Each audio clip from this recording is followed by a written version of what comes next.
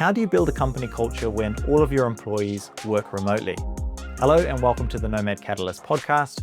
In this episode, I had the pleasure of speaking to Jim Coughlin. Now, Jim is the founder of Remotivated. Remotivated is a company helping remote-first companies to recognize, develop, and certify their company culture. In this episode, Jim gives his insights into what makes a good company culture and how do you develop that, especially in the age of remote and hybrid work. We also discuss the pros and cons of hybrid work, as well as the role of AI in this fast developing work environment. So if this sounds like something that would be useful to you, stay tuned and let's jump in. Well, welcome Jim Coughlin to the Nomad Catalyst podcast. It's great to have you here. Thank you for taking the time to speak to us today. I want to jump straight into it and get your opinion on how does a company, especially a remote first company, build a company culture and become the best place for digital nomads to work? Yes, thanks for having me, Joel. Great to be here.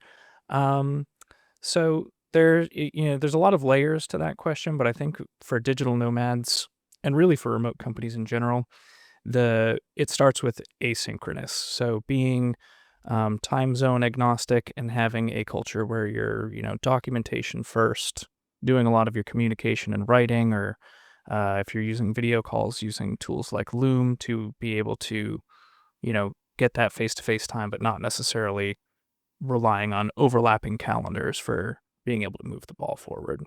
So I think it starts with that.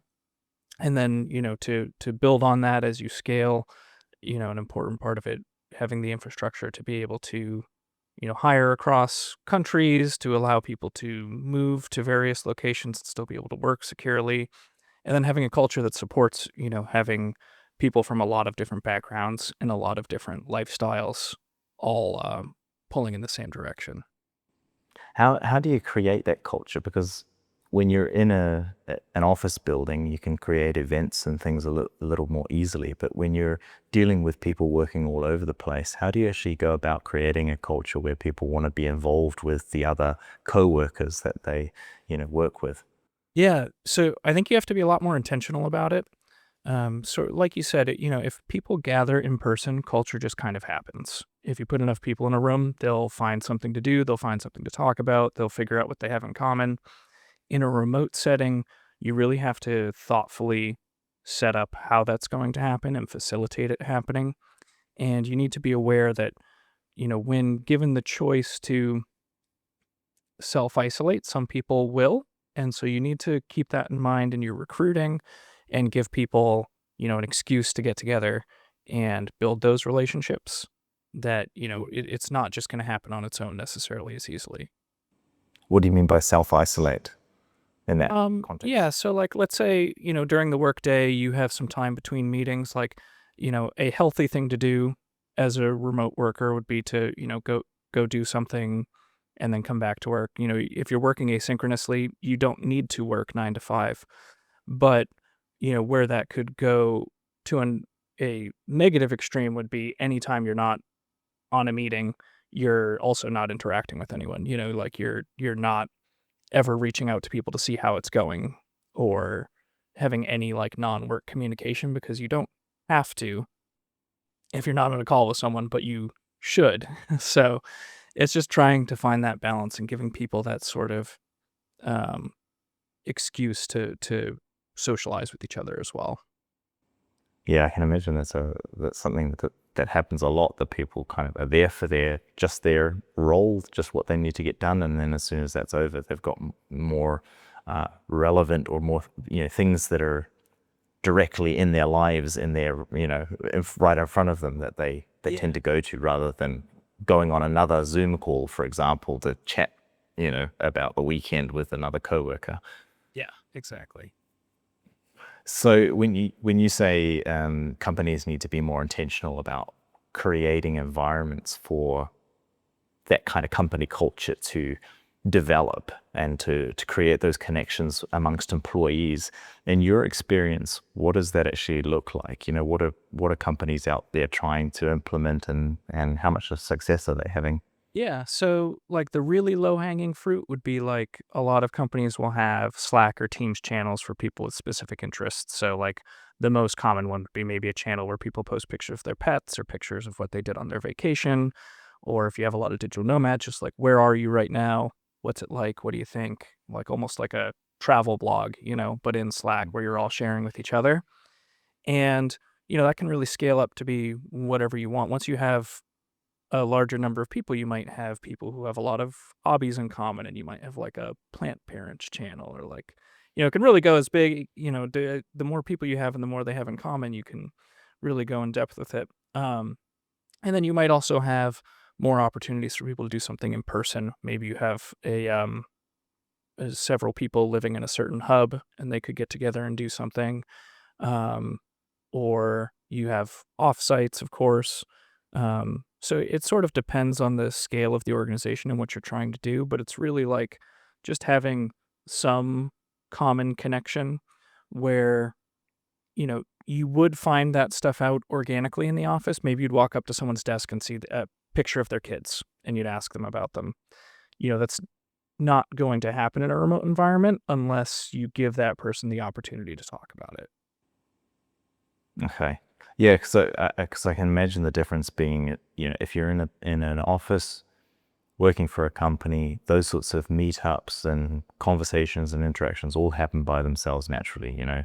You don't necessarily need the company dictating or organizing events because some, employee might just start that on their own accord, of their own volition.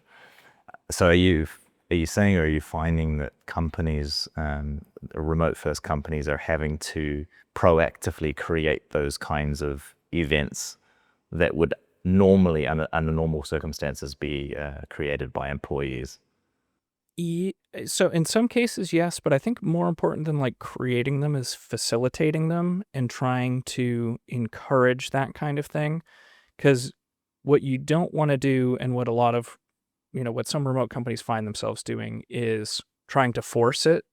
And of course, you can't force people to have fun ever, right? Like if you have a mandatory party, that's, not interesting. So you can't you can't overcorrect. You do have to just kind of facilitate and try to hire people who are going to be interested in forming relationships with each other, and then give them the space and the means to do that, but not necessarily be over prescriptive either. Right. So, in your work, your company is Remotivated, and well, first of all, maybe this is a good time for you just to share quickly what it is that Remotivated does, and then I'll follow up with a question. Yeah, for sure. So Remotivated is a certification program for remote first employers. So we work with remote first companies and we help them share their work model and their culture in a verifiable, trusted way. Because what you'll see is when you're looking at a careers page for a company, they never say they have bad culture, right? Like they generally either say nothing or they say the opposite. It's a family environment and all of this stuff. And, usually that's pretty easy to see through. It's a lot of like platitudes and usually not a lot of, verifiable claims. So, but there are awesome companies out there. And especially in the remote environment, there's a lot of amazing remote companies, but it's so hard to verify that because everyone says they're great. And if you're in the interview process, maybe you meet 2 to 4 people on Zoom and you like them, but maybe they're not very representative of what everyone else is like. So what we're trying to do is to help job seekers find the correct company for them and to help companies sort of identify what is great about their culture and share that story both with job seekers and as part of their marketing. Because we didn't realize this when we first started out, but buyers care about that too.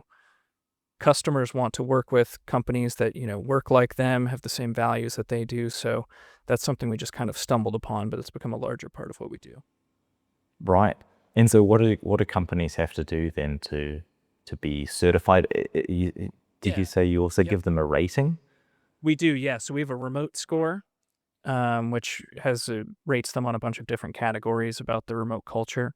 And to get rated, companies have to apply we have their leadership team do what we call a culture snapshot. So they kind of tell us what they see their culture as. And that's what you're usually getting on the careers page, right? It's like the aspirational, here's what we want to be.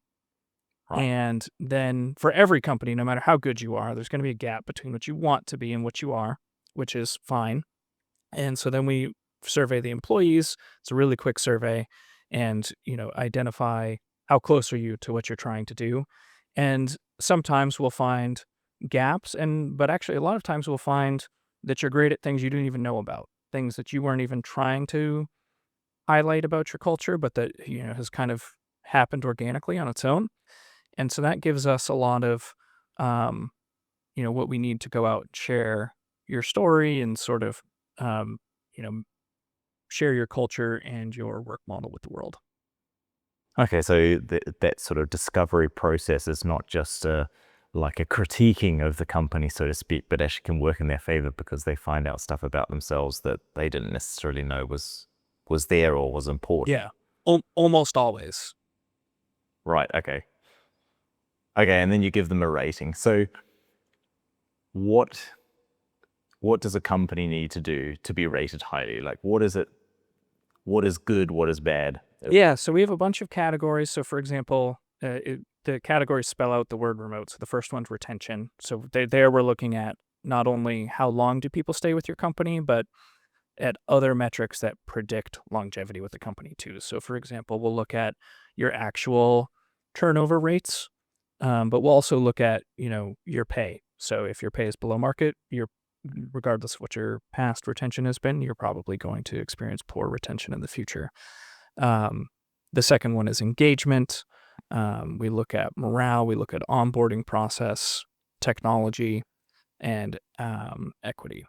So it's kind of across the board. You could have companies who score high in one area and low in another, although we tend to find that there's small discrepancies, but generally companies who are paying attention to one tend to do well in the others as well.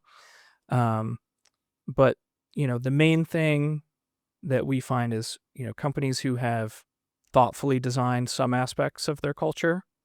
You may not have some things may have happened organically, but having had a starting point and a vision and a mission and some overlap between like what you're selling and what you're trying to be, if that makes sense, like automation companies who value their employees' time and use automations internally, or companies that Automatic is the company behind WordPress. They have a blog that they all communicate in. It's WordPress's blog software. That's literally how they operate their company. You see stuff like that, and you start to see those numbers add up. Right. Yeah. So that's that sort of alignment with who they are as a company and how they actually operate. Yeah, exactly. Right. Okay. Because here at Nomad Catalyst, we're also in the building phase, and no doubt many of our listeners out there are also either looking to hire or looking to find work, and it's always useful to understand what does make a good company to work at, and what does make a good company culture, and where do companies need to place their focus. So I wanted to shift tact a little bit now and just go into the aspect of hybrid working compared to fully remote, because hybrid is something we're seeing a lot now. A lot of companies after COVID who went fully remote, they're now shifting back to wanting some people in the office and switching to more of a hybrid role. What are the advantages and disadvantages of hybrid companies as opposed to fully remote? Yeah, so hybrid is often billed as kind of the best of both worlds, and it certainly can be for the right person and with a really thoughtfully designed work model.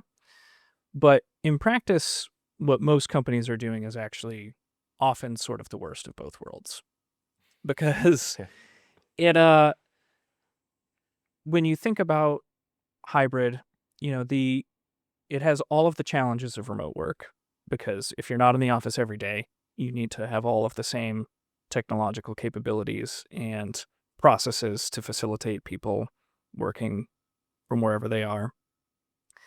And it doesn't share all of the benefits of remote work for the employer or the employee in that, so you still have to pay for an office, right? Whether everyone's there every day or not, you still need an office. You might save money on your office by getting a smaller one and having people desk share or something like that.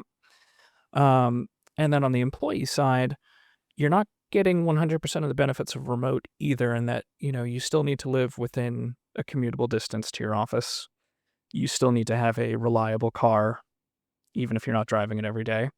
You still need to have maybe not, some days you can pick the kids up from school, but some days you need to have after school care. So all of those things where like you might be able to, um, fully improve something about your life with remote work. You're getting like a little taste of it, but not quite enough to actually eliminate it from something you have to think about or pay for. Um, and then there's also, so the environmental side of it. Cornell did a really interesting study about this with Microsoft, and they found that 54% carbon footprint decrease for fully remote workers. And I think people assume that, your carbon footprint would decrease sort of linearly by day you work from home. So if you were to work from home 1 day per week, your footprint should be like maybe 20% lower. But they found that it's actually 2% lower. Okay, why is that? Because you're paying to heat the office and your home, and every day, whether and you are also, again, like, you have to have a reliable, probably newish car to commute, an hour reliably or whatever you're doing. You still need to, transport your kids around and stuff. And so, and then obviously, as you increase more days per week remote, the benefits do get better, but it still caps out. So if you were 4 days hybrid, your footprint's about 29% lower, which is, so if you think about it, you would think it should be about 80% as effective as being fully remote. And it's actually about half as effective from an environmental impact. And that sort of mirrors, I think, pretty closely the like personal impact as well, where like it is better, but it's maybe not 80% as good. It's like half as good. Yeah, well, you still can't, be working from Bali, for example, Yeah, or exactly. And on the company side, if the best person for a role lives in Bali, then they just don't get the best person. They get the best person who lives within an hour of London or whatever, wherever they're hiring. So, it's better, but it's not as close as people sometimes give it credit for. And the other thing about it is there's bias in the data for hybrid as well. So when you see studies, they'll often say that hybrid is the best, and it's just because they're surveying, let's say 1,000 people, and how much do you like your job or whatever the question is, and hybrid will often edge out remote there very slightly, but it's because they're not asking the where you work also, and they're not controlling for the quality of the employer. So, a lot of remote jobs as a percentage are like data entry, call centers, customer support that's outsourced. And those are just, they're generally not going to be comparable to, like, obviously someone who works at Google hybrid is probably going to enjoy their job better than someone who works at a call center. That's not comparable to someone who works for an amazing remote first startup that actually lets you work from anywhere and all of that stuff. Those would, if you control for employer quality, then remote crushes hybrid on all of those metrics. Right. Yeah. I mean, it seems pretty logical. Yeah. Certainly, if you're somebody who likes to be on holiday somewhere in the, Caribbean or Southeast Asia, the idea of being partially remote, being hybrid and still being stuck in whichever country you're living in, is not really appealing. No, yeah. Over, because you also then don't have the kind of that company culture and that close connection with the people that you would work with, because you don't see them very often either if you're working in a hybrid I think environment. be quickly forgotten whether they intended to or not if you were in a different time zone and everyone else is, within 1 hour of a certain city. It's actually a situation that comes up quite a bit when companies do hire. They'll have like a handful of remote employees for really specialized stuff that's hard to find, and that sounds fine, but you end up just like stranded on a desert island because they don't have a remote first culture. Yeah, you then have the in group and the out group, and Yeah. yeah. So yeah, I mean, I guess if you have the personality to be the out group and you do just want to do your job and then disconnect, maybe that works sometimes. But I think a lot of the time it's ends up being a relatively short-term arrangement before you're going to feel isolated. Yeah, it goes against human nature, really, that, Yeah. that desire to be part of the group. Yep. Yeah.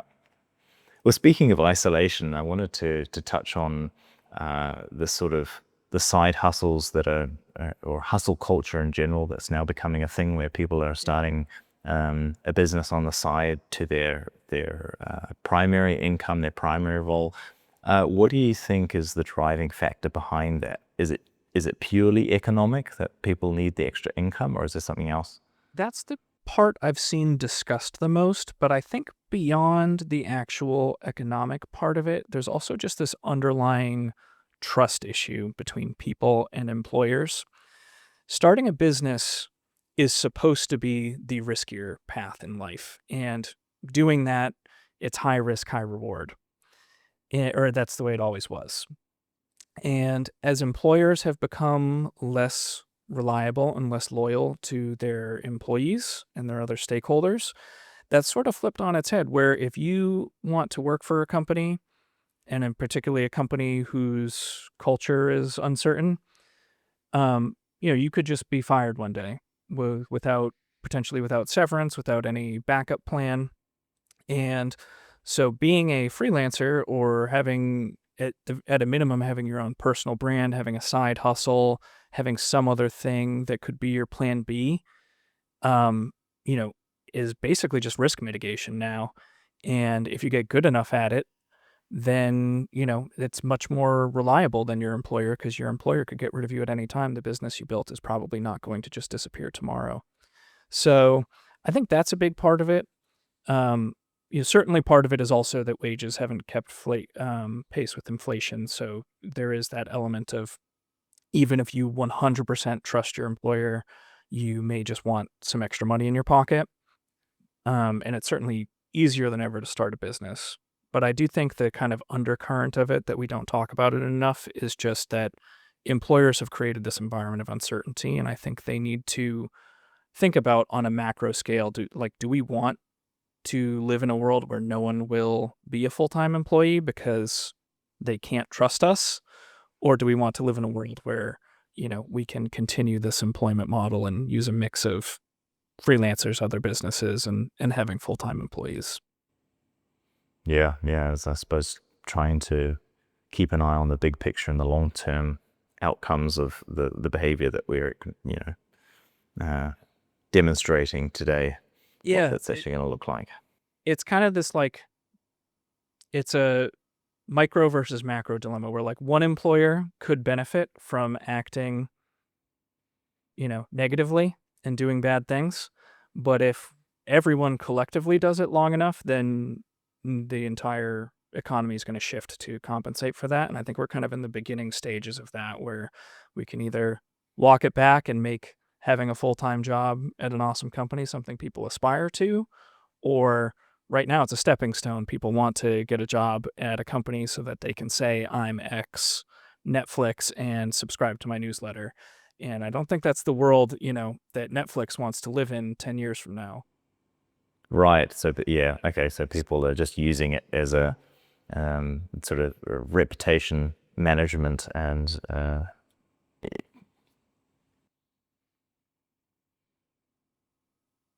Should subscribe to my marketing newsletter. That's great. But, that company would be better off if you worked for them than yeah.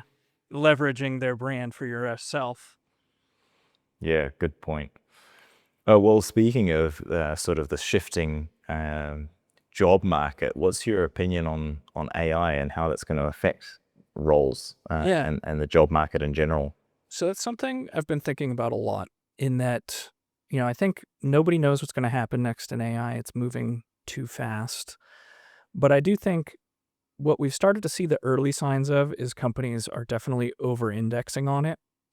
Companies that have gone AI first, as they say, and automated too much too quickly are having to roll that back and rehire people. Um, and I think that it's largely due to people in leadership positions who haven't used AI very much yet, trying to just use AI wherever they can without much thought for like what it's good at and what it's bad at. Because, so just for example, like people always talk about AI support, customer service, stuff like that, chatbots. I'm sure some people are doing that very effectively, but there's a lot of well-documented studies that show that people absolutely hate if they know they're interacting with AI. Um, so, you can do that, but you need to use it to empower the human support people. Because if people can detect that they're talking to an AI agent, whether it's helping them or not, it's actually, even if it's just as effective as a person, it upsets customers still. Like 80% of customers get upset about it. And consumers have a negative reaction to it too. Like I don't know if you've seen any of the blowback on like Reddit or TikTok against Duolingo for going AI first. I haven't seen that, no. Yeah, they're getting quite a bit of hate from some of their users about it, and it's not even a particularly like egregious that like they didn't lay off employees. They are using fewer freelancers and stuff, but their target demographic is not impressed with it at all. And, they have such a fun social media brand and so much good press on TikTok. And now you have a bunch of their customers, canceling their accounts and making videos about how, making fun of the CEO for saying that. So it's just something companies are a little tone deaf about. I do think obviously AI is the future, but, the term AI first that companies are throwing around, it like immediately makes me think human second. And as a human, I I don't love that image. So I think that we need to be a little more careful about how we talk about it. Yeah, I have to say my experience so far with the supposedly AI chatbots or agents has also been extremely negative. Get onto it, Yeah. and you're just like, I just basically start yelling at it in the chat. It's just like, give me a human, give me Yeah. a human, It's because like the phone lines, yeah, where you just start slamming zero. yeah, and you think like, oh, AI has come so far, and then you enter one of those chats, and you just think, no, it's not that far. It's Yeah. still a real pain in the neck. And it's so uneven. And I think that's the other thing is that so it's actually making talent more important because AI implemented by really smart people can work really well. I actually did use a chat bot. It was upfront that it was AI, so it wasn't like tricking me, for a SaaS tool that I use. And it, I was amazed. Like I had this really niche problem and it understood immediately what I was talking about and sent me like an article. And I was like, no, that doesn't solve it. And then I was like, oh, you know, here's what you need then. And it wrote out a really lengthy step-by-step thing for how I fix it. And it was correct. So, that just tells me the people who set that up, I think the chatbot was Intercom, but AI is as good as the context it gets. So they have a really good knowledge base. They gave it everything it needs to answer every question, and they told it what kind of things people are going to be asking. And if you get stumped, grab a person early. Don't, you know, uh, wait till someone's super frustrated to throw this over. So, companies are kind of taking the stance of people aren't going to matter in 2 years, so let's just treat them however we want to, and everything's going to be AI. And that's not the case. People are going to matter quite a bit, and having the best people is going to matter more than ever. Um, and we Was should be acting it, accordingly. yeah, I mean, it doesn't really fit with this whole idea. Like, you can say, well, people aren't going to matter, and we're just going to use AI. But on the other hand, you're still trying to sell to customers. You're still Yeah, trying to sell to people. And so, if you're taking that approach in your business, that is going to be reflected in some way, shape, or form in the way that customers perceive the business and are treated. Because you can't separate that. You can't say, well, we're going to treat our business, or we're going to treat people in our business like they're not important. but at the same time, our customers are the most important thing. It just doesn't Yeah, work that way. exactly. And that's exactly what so many companies are saying is AI first, and we're obsessed with customers. And I understand what you're trying to say, but that just doesn't ring true as a human customer. I suppose that's the desire of companies to appear forward thinking, to appear innovative. And when they're not. nobody wants to get left behind. AI is what's next. And I think people think, if we don't adopt it, we'll die, which is true, but you also don't want to, destroy what you built, which I think is what a lot of companies are in danger of. Mm. And what do you think is going to be the impact on jobs in general? Yeah. Like, do you see it coming for most people's jobs very quickly, or? I don't so. I do think we're going to lose a lot of entry-level jobs, and there'll be sort of a period of turmoil. We're sort of already seeing that in the state of the job market right now. But I don't think that's going to be a long-term thing, because I think the other side of AI is that it helps you learn so much faster, and it helps you do things so, we aren't going to have people whose first job is going to be data entry, or whose first job, like junior developers who, that's basically not going to exist, because AI can do that for you. But that doesn't mean that young people aren't going to have jobs. It means that they're going to be stepping into a higher impact role immediately and using AI to make that impact. So maybe instead of being a marketing intern that, just does very basic things, you're going to be able to use AI to immediately make an impact on things. And the same thing for engineers, right? Like you'll almost be skipping that beginning stage, because you have all of these tools available that can help you build things immediately. And maybe you start out building internal tools instead of customer tools or something like that. Obviously people will still want to de-risk things, but I don't foresee a world where we're not bringing new people into the job market just because, that's your bench. So that would not last. Do you think there's a problem with that approach? Because if those entry-level jobs are a stepping stone or an area where people are upskilling, now I understand that if we're using AI, we're going to learn much quicker, but we're also in a way outsourcing our thinking and outsourcing our upskilling to AI.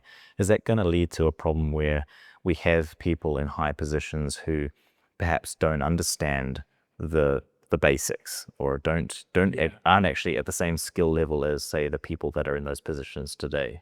Yeah, I think so. And I don't totally see how we avoid that either, because I think that, the utility of it is so high, and I don't think people can plausibly be asked to not. So, I mean, just for example, like if you're an editor, you're probably going to use people in the future who learn to edit really well at scale with AI are probably going to have a looser grasp on the English language than someone who had to do it manually. And I don't know that we can put that back in the bag. I think that's just going to happen. And I think the same thing with coding too. I mean, I think you can ask AI why it did certain things, and I think smart people do that. But like, I don't know if we'll ever learn anything as in depth as when we had to know it from A to Z. Mm. I suppose we already have done that in a way when, we all use tools today, like, the computer. Nobody necessarily, you and I, we use computers. We don't necessarily understand the inner workings of the computer anymore. So maybe it's just a process of, you no longer have the fundamentals down, but you're able to use the tools in a much higher level than you would have been able to beforehand, because you're not spending so much time learning those fundamentals. You're able to focus on higher level tasks. Yeah, I think you're right about that. And I think it's going to increase the value of being like a generalist. Like if you're working on a product for accountants, being someone who's familiar with development, but also accounting, is going to matter a lot more than it used to, because, the specifics of each can be handled by an AI, but understanding the broad strokes of both is going to be how you, sort of put things together and quality check and, make things to taste, but you may not understand the specifics of every single, you know, comma in the code or something. Yep. Don't need to know the nitty-gritty to be able to see the big picture. Yeah. And it's the big picture that's going to count. Well, I think there's a great place to leave it. Before we go, is there one piece of advice that you can give to companies out there who are trying to create a good company culture for remote workers? Yeah, I think, let your employees lead the way instead of building what you think it should look like. You should have a vision of where you want to be, but figure out what the people you already have on board are looking for and what great looks like to everybody. And then, lead in that direction rather than trying to put a square peg in a round hole. And yeah, because there is no perfect culture. It's all based on the people that you have and what they want, and correctly understanding that and building for it. Great. Well, thank you so much for coming on the podcast today, Jim. I really appreciate you taking the time. Yeah, thanks for having me, Joel. It was fun. Excellent. And to our listeners, if you haven't yet subscribed, please hit the subscribe and the follow button for more conversations like this, where you can learn how to better your company or be more attractive to companies if you're looking for a job.